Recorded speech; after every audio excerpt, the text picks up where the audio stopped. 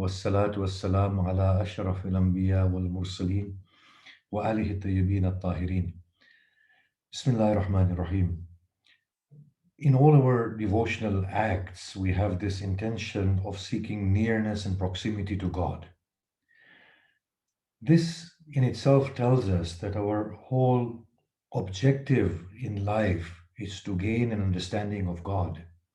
Because in the hereafter, what will really matter is where we are at in terms of our relationship with our God.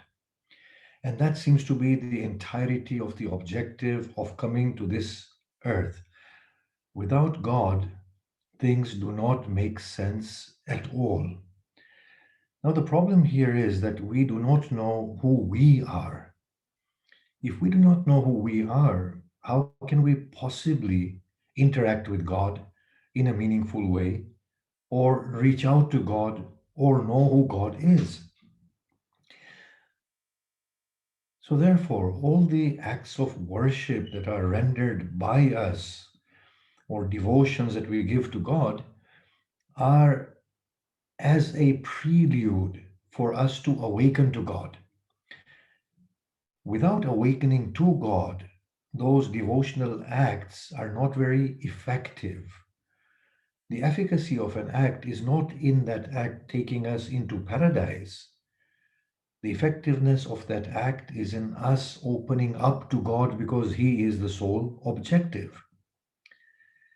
And we can't get to God until we have understood who we are ourselves.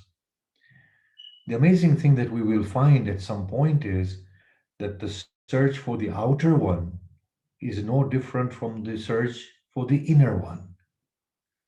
Search for the inner one mirrors the outer one. And the search for the outer one will not be realized unless the inner one is cleansed of his own ego so that the outer one can be received by the inner being. It is for this reason that the Quran is extremely emphatic upon reflection, upon thinking, upon contemplation, upon reaching out to God in whatever way we can. The whole of religion came to teach us fundamentally how to be with God and how to find God.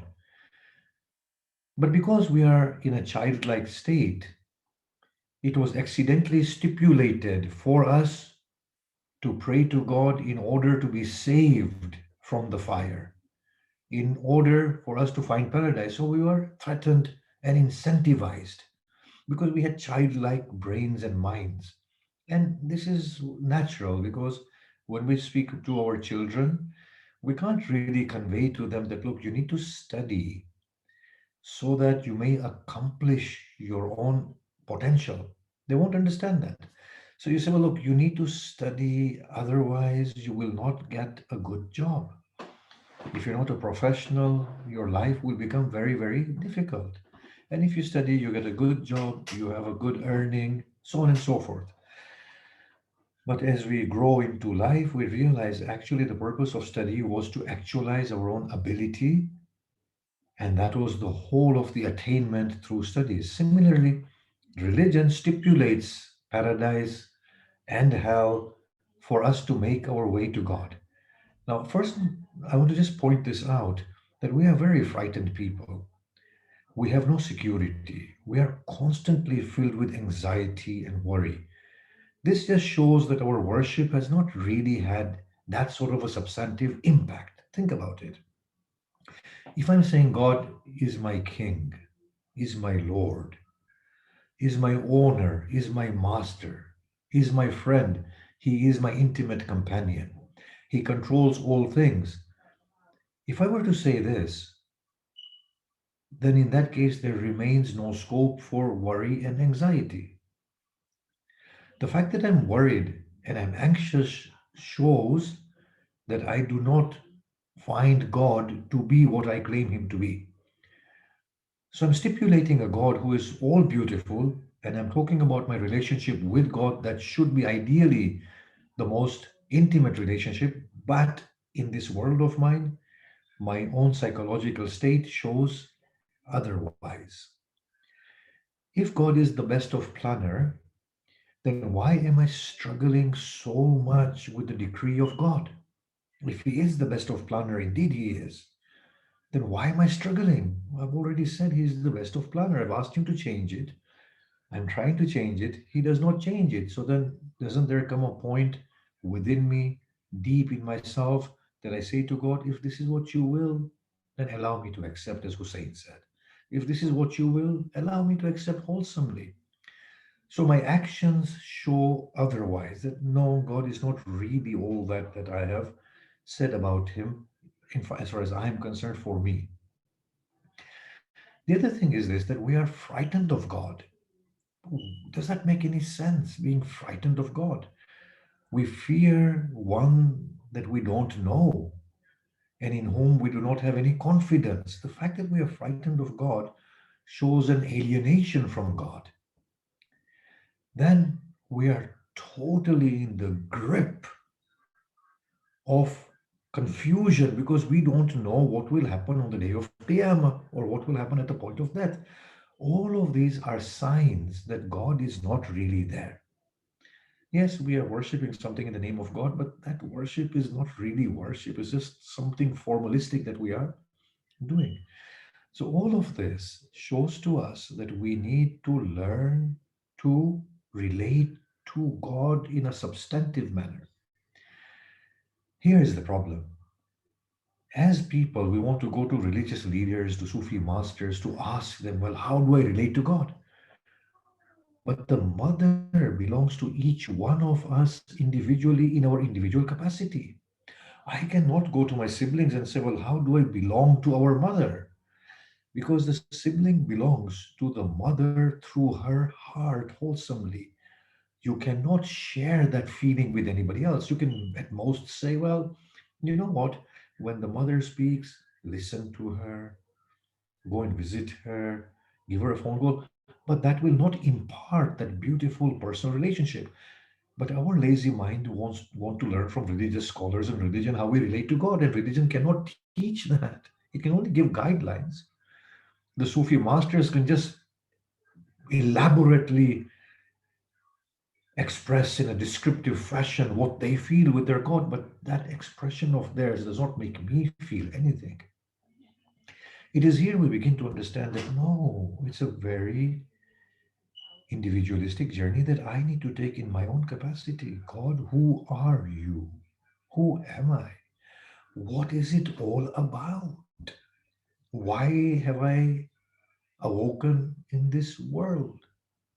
God, I don't really understand any of these things. Now, if you are God, by definition, you should be the best that there is.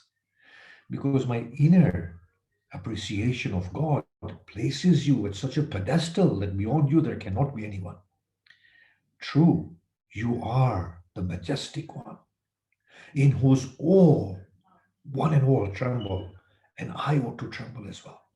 But at the same time, your beauty and perfection dictates that you should be the most lenient one, the kindest one, the loving one. It should dictate that you should have enough time for me, as much time for me as you had for your blessed Prophet Muhammad and Isa and Musa and Ibrahim. You must have as much time for me as you have for your angel Gabriel. You can't be otherwise, O Lord. Otherwise, you are below my expectations of you. And the expectation that I have of you, I have been inspired by you yourself. In my humanity and my human condition, O Lord, I want to awaken to you. If on that day, as you are saying, and as I feel within myself and through my mind, there will be no one but me and you and no veil, no prophet, no imam, no wali, no saint, no Allah. I need to come at a point of comfort with you, where there is no one between me and you, no children, no spouses, no parents, no namaz, no rosa, no hajj, no zakat, nothing. No paradise, no hell. Oh Lord, in this soul, I feel fear. But how can I fear when you are my God? And the greatest problem is that I'm afraid of you. But if you are my parent, if you are my friend, get rid of this fear from my soul. It is unnatural and I can't live like this. Lord, there are questions inside me that none can answer satisfactorily but you. I don't know how you will do it, but you have to do it. I don't want to know how this Sufi master feels when he reaches you because I don't feel it. I don't want the descriptions of people of how they feel a sense of love when they see the Kaaba. I don't feel it, God. If you're the parent of that Sufi master, then you're my parent as well. And a parent should have more sympathy with the child who is not feeling than the child who is feeling. I want to reach out to you with full confidence that you are my God. Oh Lord, I want to set off on this journey. I don't have any concern with your paradise or your hell. I'm confused inside and I want to know when you are my God, why am I filled with so much anxiety, with so much regret, with so much worry, with so much what people are saying, what people are talking about, what is the fashion statement, what is not, how much of the world I have, if you are my God, which you are. So this is how we need to open up to God. Now, again, I'm describing my own journey to you. And that's again a bit of a failure, right? Because it's a circular thing. We need to all individually, although we need to spend some time talking about how prayers are supposed to be by the ideal sort of standards that the awliya and the anbiya have expressed to us. It's good. We need to discuss that at some point, maybe next week. But for now, we need to open up to God. We need to become very transparent. I am on a journey, God. I'm frightened. I don't understand. Why should I be in a state that I yearn for a longer life and I don't feel like dying? Well, if you're my God and if you've destined it, then surely I should be happy with it. If you have sent me here for a period of time, and if my time is finished by you, then let me be happy with what you have destined. Why am I clinging on to dear life? Why should I want to be clinging on to life? So these are my problems, oh Lord. I need to share this with you. And the other thing is, I really don't know you because if I knew you beyond the descriptions and aspirations that I have about you, I would not be in this messy, internal, turbulent situation that I am. So, oh Lord, I'm starting my journey. I'm taking the first step by asking you, oh Lord, make me understand what is going on. And then bring me to a stage where you are my refuge. You are my security. Let me fear the wrath of each and all, but let me not fear you. Let me be able to deal with the whole world as it is, but let me be dealing with them through you, not at the exclusion of you. Let me seek your help and assistance to arrive at some favor with anybody else. Why should I be doing? I don't want to I don't want to frighten anybody with what I'm saying, yes? I don't want to. Just have big hearts to listen. Why should I do tawassul by somebody else when the great Prophet and Imam Ali did tawassul to you, to your own self? Atawassalu bika ilayk. Oh Lord, I want to do tawassul through you to make my worldly affairs better with others. Surely you should be that point of confidence for me and love for me that I need to seek your intercession, not seek somebody else's intercession to come to you. It's all gone topsy turvy. It's all opposite. I don't feel comfortable at all, oh Lord. Once I have you, then I have everybody. I know this, as your great Hussein said. If I have you, I can lose the whole world because I haven't lost anything. But if I don't have you, oh God, even if I have you a prophet, I have nothing. I know this inside myself, but I know it. I don't feel it. And I don't have the confidence in what I'm saying. We need to initiate a brutally honest inquiry with God. And we need to reach out to God. He will not fail us. Now, bring to mind that beautiful hadith that if somebody comes a step to me, I go 10 steps to him. If somebody walks to me, I run to him. Imagine. Look at Allah. He says, Ud'uni astajib lakum. Call me, I will respond to you. And when we understand this, that, oh Allah, give me a palace, and then He's not responding. It's not meant to be that. Call me and I will respond. Of what good are these palaces? Tell me. They're bricks and mortars, and they're going to, in fact, they will stay there and we'll die and rot away. Have you ever thought after we hit a particular age, after that we are struggling to retain our bodies, our health? Constantly there's something wrong with us. We're getting old. We need to make ourselves feel younger, more beautiful, or we can getting sick. Life becomes the biggest trauma and the biggest burden, just trying to retain this body and keep it intact and slim and whatever we do. So even when we build a big palace, the palace is going to stay there. We're going to go away. We need to use this opportunity very wisely, very, very wisely. Now, Allah suggests in the Quran, He says, look, take time out. Look at the heavens, look at the creatures, observe them calmly. Through that, there will be an opening within your heart and mind. You will see me gradually and you will feel my touch. Constantly remember me. Udhkurni adhkurkum. He says in the Quran, remember me, I will remember you. When you remember me and I remember you, that is when your heart opens up to me. We need to take this time in this world. We are busy with everything. We are looking for solutions from everyone. It is in here. It is in here.